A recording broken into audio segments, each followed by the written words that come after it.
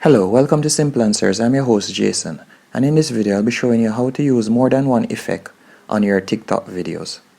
First, let's open up the app. Then you'll select the plus right there. Then you'll select effects on the bottom left hand corner, and then choose the effect that you would first like to use in the video. Let me choose one.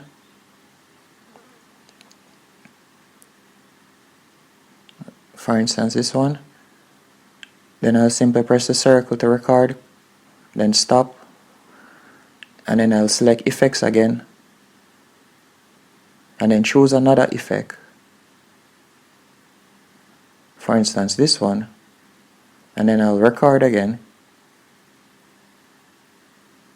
and then I'll stop, and then I'll choose effects again, and choose another effect,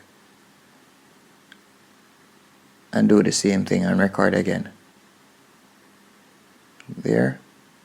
And you can choose numerous effects, and then I'll simply press the tick,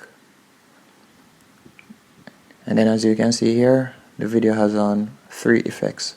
Then I'll simply press next, and you can see them right there, and then you can simply press post, and that's it.